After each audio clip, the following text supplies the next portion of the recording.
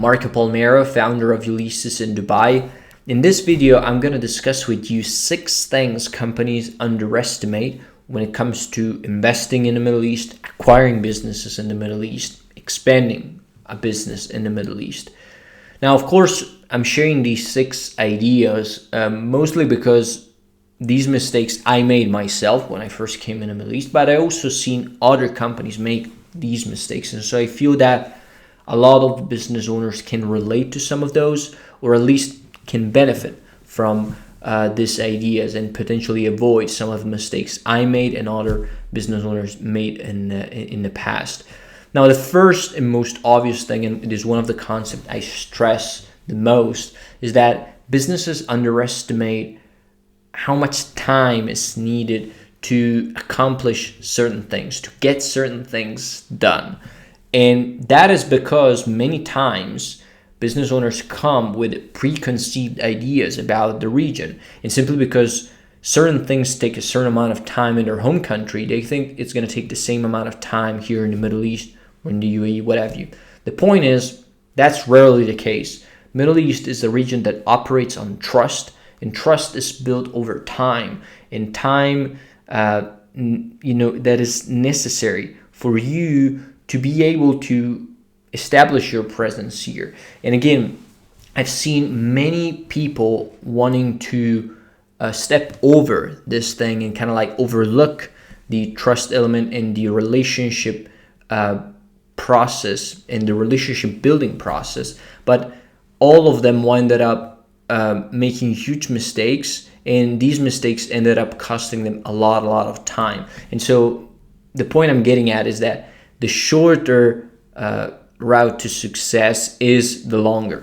And that is because if you plan accordingly and you understand that there are time and steps involved in setting up your own business in the region, then you're entering the region with the right mindset. And that is going to facilitate the process of either investing in businesses, setting up your own company, or expanding your existing operations here. Now, in addition to that, of course, resources that are going to be required. It always takes longer and costs more, right? The point I'm getting at here is many times companies might want to do everything themselves, but once and when they do that, they might spend a lot more money because they might not have the knowledge that is required to do things in a certain way. They might not have the connections. They might not have the understanding of the region. And as a consequence, the price they need to pay to enter this region might be quite high. And that's why I constantly stress the concept of having somebody on the ground that can help you enter the region in the best possible way. And I'm going to be talking about that in another of the points that we will cover in this video. Then there is the power of having local relationships. And again, this is kind of tied to the time element that I mentioned before. Coming here as a new entity is always more difficult than coming in if somebody already knows you. And that, again, it's kind of obvious, but sometimes people don't believe that because they say, well, I have such a strong brand in my home country. People are going to give me the respect and the trust that I deserve.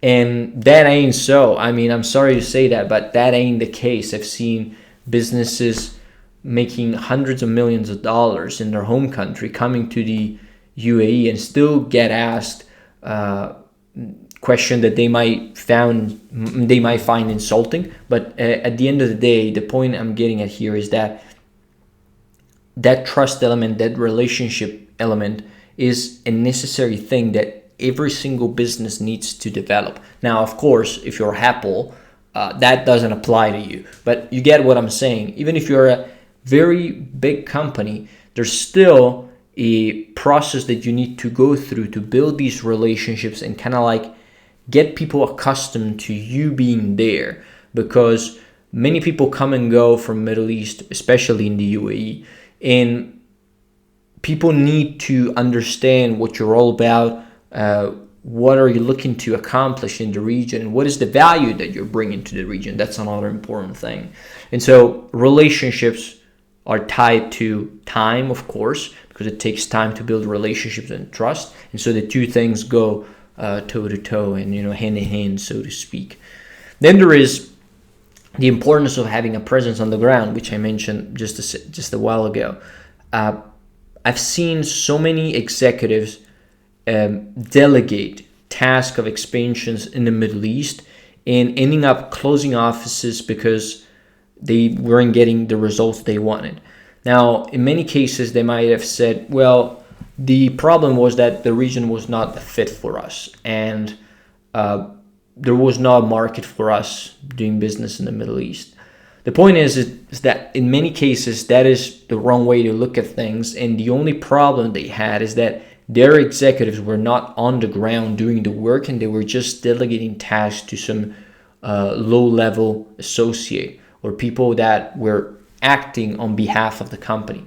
And that is a huge problem, because people want to build relationships with you, want to know what you think and what you believe. And if they see that you have delegated this task to somebody else in your company, they're going to think that you're not serious about the region. Now, a whole different subject is if you hired somebody on the ground to be kind of like your partner on the ground. That's a whole different thing.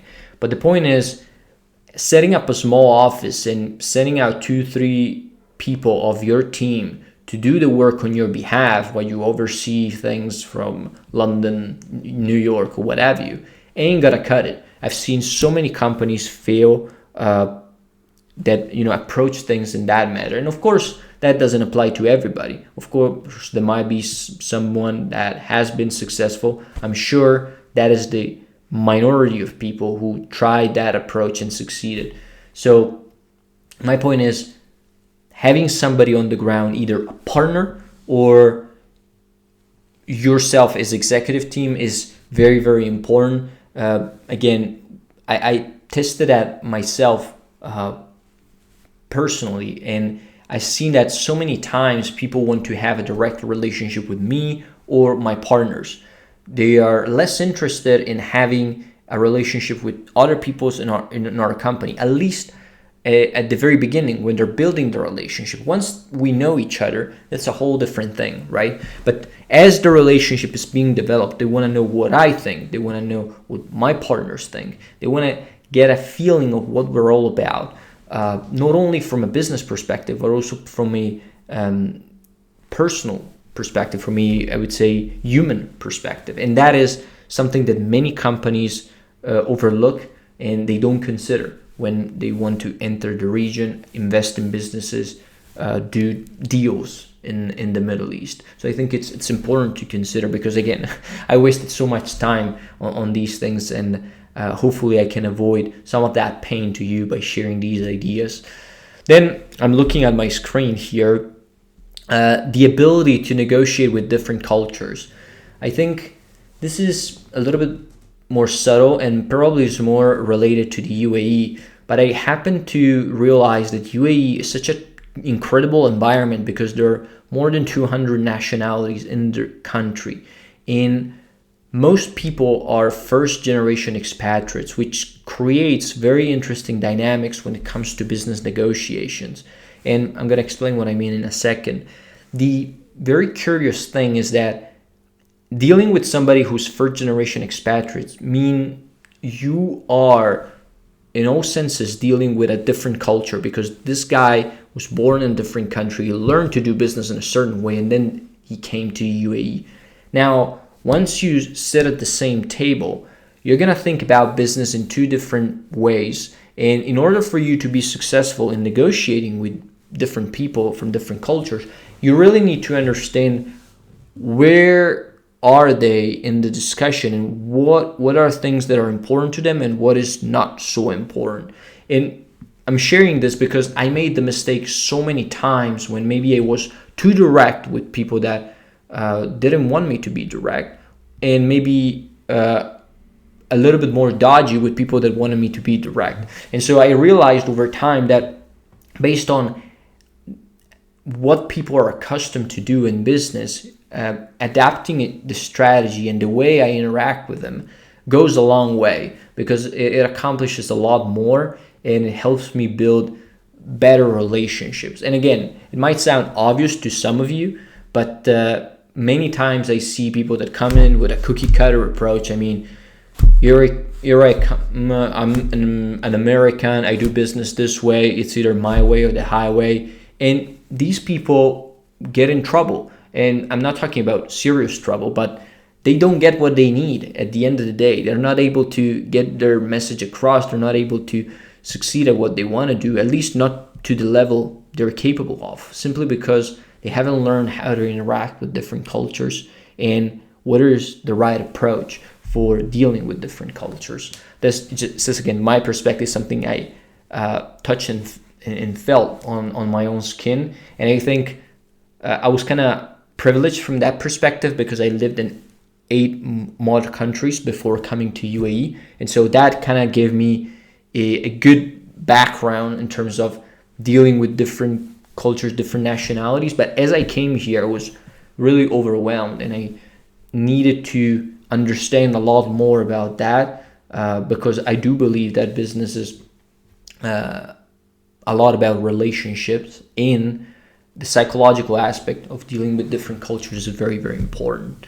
Then lastly, we got the knowledge needed to operate in a certain market. And that kind of goes toe to toe with having a presence on the ground. Many times I see companies that think that their know-how in their home country is going to be enough to be successful in the Middle East. I felt that way. I mean, I came from Miami, United States, and I felt, I'm just going to do business the same way and I'm going to be successful. And 6 months into the process, I realized nothing I was doing was, working. Nothing. I mean, literally. And so I said to myself, well, maybe there's something I'm missing here. And the point I was missing is that I was using the same principles to operate in a different economy, in a different market. And that market was not responsive to certain things. I mean, one example I can give you, which is kind of evident, is people were less responsive to phone calls, for example. And I mean, you might say that is stupid. Well, that's not stupid. And listen to what I'm saying, because it's going to make a lot of sense, I'm sure. Many times I had to take meetings in the Middle East that could have been phone calls in America, in Europe, and what have you. But the point is, there's a lot more emphasis that people put on meetings, interpersonal relationships, and as a consequence, people trust phone calls and I would say distant interactions a lot less, and they prefer interpersonal conversation, interpersonal relationships. And so early in the days, I felt, well, I'm just going to handle most of my business through phone calls and just have meetings with what I feel, with the people I feel need to be in a discussion with me one-on-one. And I realized that wasn't the case. And of course, you might say, well, I'm going to waste a lot of time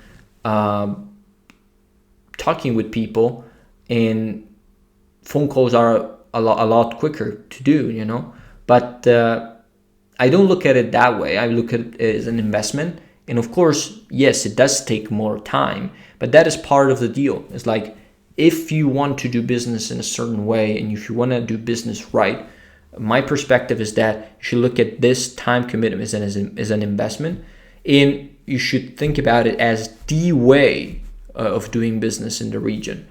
Some people like it, some people don't like it. I'm not saying that you need to like it or dislike it. I'm saying that you need to accept it as one of the things that is conducive to business in the Middle East.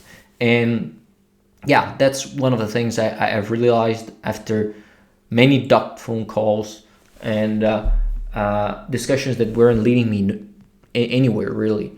The moment I started taking more meetings, that's when everything changed for me.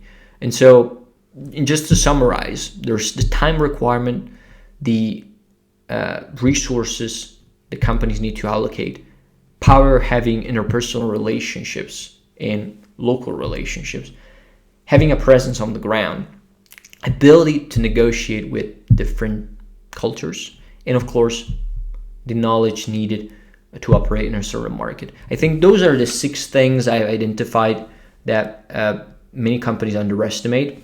All these I underestimated myself. So those are